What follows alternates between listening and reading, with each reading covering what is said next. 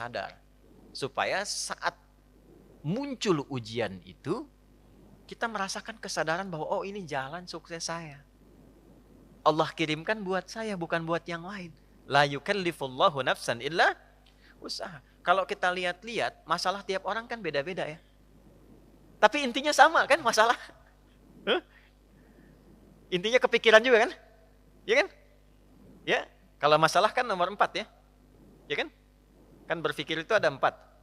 Ada berpikir, sedikit berpikir, tidak berpikir, pikiranun. Gimana? Masalah itu kan pikiranun kan? Yang dipikirkan kan? Ya semuanya sama, intinya berpikir. Di perusahaan yang besar, yang kecil berpikir. Ya. Yang sedang ujian berpikir. Kadang-kadang sama-sama pusing, pusingnya sama, tapi bentuk ujiannya beda-beda. Yang paling menarik itu, ujiannya beda sesuai kadar kita. Gak mungkin level direktur diuji dengan level pegawai bawah misalnya, itu mustahil. Tapi sama-sama pusing juga. Ya, pegawai belum gajian pusing, direktur proyek belum lancar pusing. Pusingnya kan sama kan, tapi wujud ujiannya beda karena sesuai dengan maslahat kita. Itulah la yukallifullahu nafsan illa. Nah, cara mengatasinya bagaimana? Supaya saat diterima itu ada ketentraman dalam jiwa. Dan ketentraman itu melahirkan kesadaran. Oh, ini kan yang saya minta. Gak mungkin ujian ini tiba-tiba muncul di hadapan saya kalau saya gak pernah berdoa. Coba siapa yang pengen kaya, pernah berdoa minta sukses. Terus Allah kasih jalannya, nih lewatin dulu ini. Yang paling aneh kan begini, minta begitu dikabul marah. Kenapa harus saya ya Allah? Kan mana tadi doa gitu. Kan kamu yang minta tadi, kenapa ketika dikasih bilang kenapa harus saya ya Allah? Ini kan aneh sebetulnya. Ya? Jelas ya? Nah, supaya menghadirkan suasana itu, solusinya apa? Itulah hadiah Isra Mi'raj. Makanya perjalanan Nabi sebelum Isra Mi'raj itu melalui persoalan-persoalan dulu. Supaya sadar hidup itu nggak ada yang lurus terus. Tidak ada yang nyaman terus. Ya, Nabi itu sebelum Isra Mi'raj itu apa peristiwanya? Diganggu di Mekah. Lalu berharap di Taif itu ada pelindung. Karena Taif itu, maaf, secara landscape itu apa ya? Gambaran kotanya itu lebih maju, ekonominya lebih maju, supaya diharapkan orangnya lebih berpendidikan. Jadi begitu datang ke situ disambutnya baik. Ternyata alih-alih baik, nyampe ke Taif, kalau di Mekah dilempar dengan kata-kata, dituduh, dicaci, dimaki. Ke Taif dilempar dengan batu. Nabi terluka, anak angkat beliau terluka juga Zaid. Istirahat, datang malaikat 2 turun. Ya Muhammad ya Rasulullah, kama qala, ya Rasulullah, mud yadaika ilas sama, angkat tanganmu minta kepada Allah supaya kami ini diperkenankan mengangkat 2 bukit untuk menghimpit orang-orang yang telah melukaimu ini. Apa jawab Nabi? Perhatikan kalimatnya. La fa innahum qaumun la ya'lamun. Mohon jangan lakukan, karena mereka melakukan itu kepada aku karena belum tahu saja tentang aku. Bukan karena benci. Karena belum tahu. Kalau orang belum tahu diapakan? Diberitahu, bukan dimarahi. Bukan dicaci. Jadi boleh jadi ada yang mencela itu karena belum tahu. Nah, kalau kita tidak merasa harus dicela, ya, dan tidak merasa celaan itu ada pada diri kita, kenapa mesti marah? Jelas ya? Maka apa yang terjadi? Perhatikan doanya. Aw kama qala ilahi ila man takiluni a ila qaribin yu'dhini am ila ba'idin yu'limuni fa ana radin ma lam taghdab alayya wala haula wala quwwata illa billah. Ya Allah, setelah aku bertugas di sini dan dilempari oleh orang-orang di sini, kemana lagi engkau akan perjalankan aku setelah ini? Apakah tempatnya masih dekat dan aku akan dilempari lagi? Ataukah tempatnya jauh dari sini dan aku akan disakiti lagi? Aku ridha dengan itu ya Allah, selama itu perintahmu sepanjang engkau tidak marah kepadaku. Itu poinnya. Tolong garis bawah ini. Sepanjang engkau tidak marah kepadaku. Apapun yang kau perintahkan, aku kerjakan. Apakah tempatnya masih dekat atau jauh dan aku akan disakiti lagi. Dari situlah turun undangan Isra dan Mi'raj.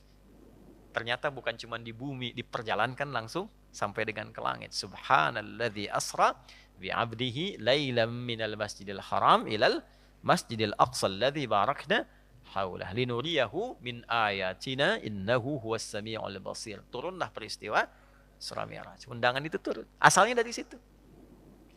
Jadi ketika kita itu sadar bahwa semua apa yang kita alami ini ujian dari Allah untuk membantu kita meningkatkan kualitas hidup, mengabulkan doa kita, disitulah anugerah akan turun. Tapi kalau kita banyak mengeluh, capek. Ya, ini saya kasih gambaran gini. Ibu tahu cacing nggak? Cacing tahu ya? Mas tahu cacing ya? Pak, cacing itu kalau saya punya wajan tuh buat gorengan, panasin. Cacingnya dikesituin tuh. Ya. Kalau belum panas kan dia diam ya. Kalau udah dipanasin dia ngapain? Ah, rungkel-rungkel tuh. Orang Banten rungkel-rungkel. Ya. Ngapain cacingnya? Hah? Gerak-gerak gitu kan? Gede. Kenapa? Kenapa? Panas. Bukan. Bukan.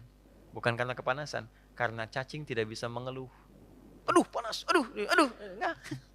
Dia bergerak mencari solusi. Ya. Ya kan?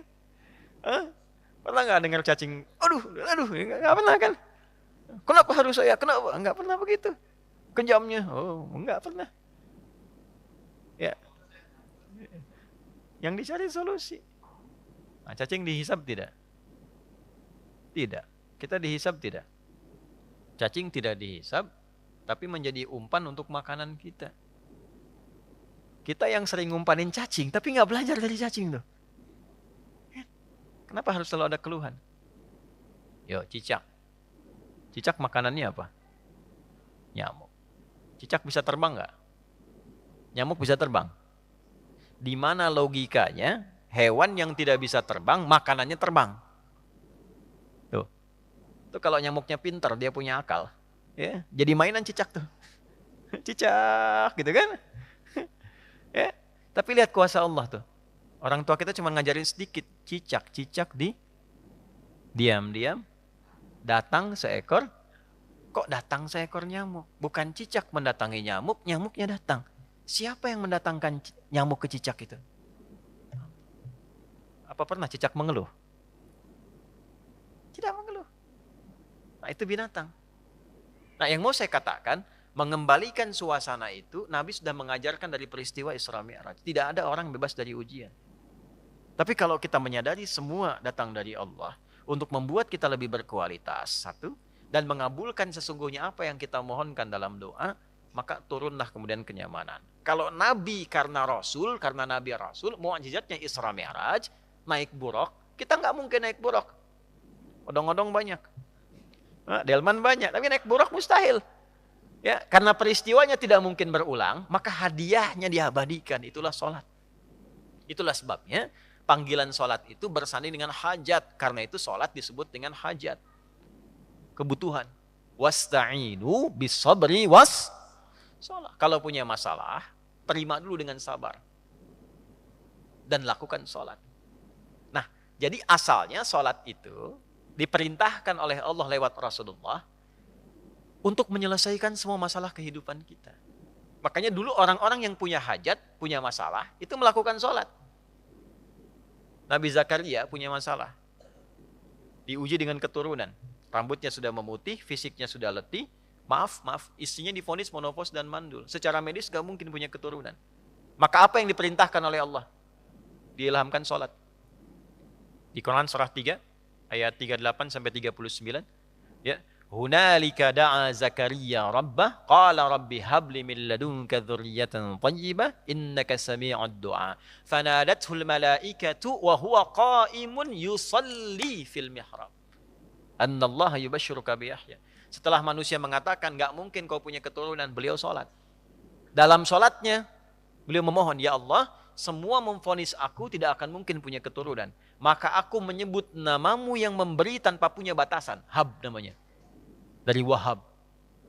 Ya Allah, saya minta darimu saja. Karena orang lain mengatakan gak mungkin. Saya minta darimu yang tidak punya batasan. Engkau pasti mendengar doa saya. Kalau yang pada maha mendengar juga tidak terkabulkan, kepada siapa lagi saya mesti meminta? Maka langsung turun jawaban. Padahal beliau itu masih berdiri dalam sholatnya. Belum selesai sholatnya. Fanadathul malaikatu, turun malaikat. Wa huwa qa'imun yusalli fil mihrab. Sedangkan beliau masih berdiri dalam sholatnya. Turunlah berita disampaikan akan punya anak namanya langsung dari Allah, Yahya. Nabi Musa sholat. Musa itu sholat. Quran surah 20, Thaha ayat 14. Innani anallahu la ilaha illa ana fa'budni wa aqimis salata li dzikri. Nabi Isa sholat. Quran surah 19 ayat 31 sampai 33. Wa awsani bis shalah. Allah memerintahkan padaku untuk sholat. Nabi Ismail sholat.